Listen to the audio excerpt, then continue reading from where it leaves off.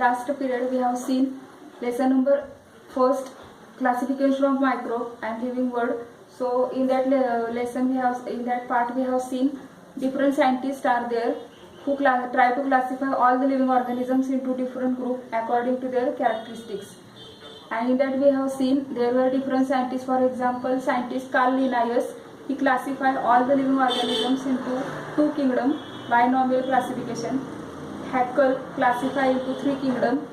Copeland classified all living organisms into four kingdoms. And at last we have seen Whittaker, that scientist classify all the living organisms into five kingdoms. So that system is called as Whittaker's five kingdom system of classification. So we are going to see in detail Whittaker five kingdom system of classification. First, all the living organisms are classified. As we have seen last period, different criteria are considered for classification.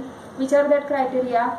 Complexity of cell, whether that cell is prokaryotic or eukaryotic, means what? Its nucleus is well developed or not well developed. It is nucleus is well developed, it is grouped as a eukaryotic, and if its nucleus is not well developed, it is grouped as a prokaryote.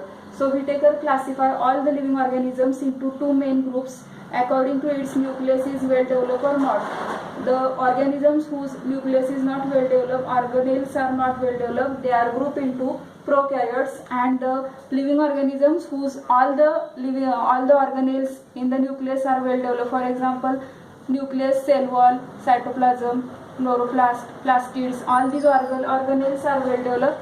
That cells are classified into group eukaryotes. Again, living organisms who are prokaryotes but they are unicellular, they are grouped into first kingdom Monera. Whittaker's five kingdom system mainly consists of five kingdoms. In that first kingdom is kingdom Monera. In kingdom Monera, all the organisms are unicellular, means they are made up of single cell. They may be autotrophic or heterotrophic, means what? If they have chlorophyll, they can produce their own food by the process of photosynthesis, and if they don't have chlorophyll, they cannot produce their food. They are called as a heterotrophs. So nucleus is not well developed. First we will see characteristics of kingdom Monera. They are unicellular, as they are grouped into unicellular category.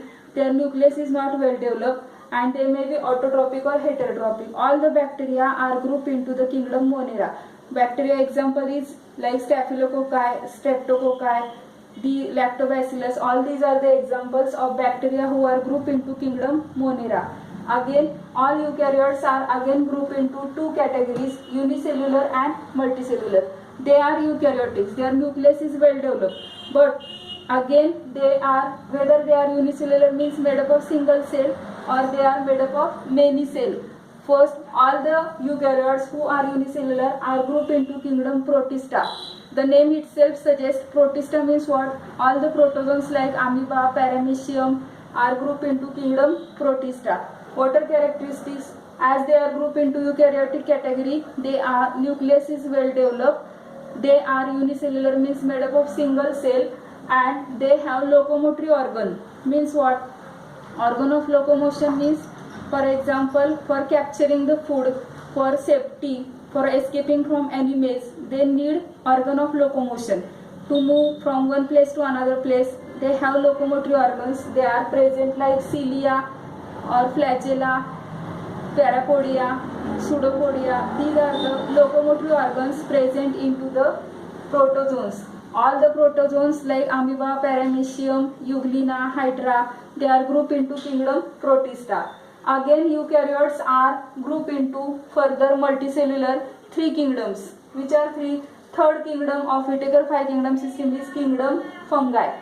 Fungi means all the baker's yeast, the yeast which is used in bakery product, or aspergillus or mushroom, molds, all these are grouped into kingdom Fungi. What is special feature of kingdom Fungi? They have cell wall and which is made up of complex sugar chitin. So question is asked for fill in the blank. The cell wall of fungi is made up of which protein? Chitin. Which complex sugar? Chitin. Again, fourth kingdom is kingdom Plantae. They are multicellular and they can produce their own food by the process of photosynthesis. All the plants are grouped into kingdom Plantae. They have cell wall. So what are the special features of kingdom Plantae? They have cell wall, they have chlorophyll, they can produce their own food by the process of photosynthesis. Again, fifth kingdom is kingdom Animalia.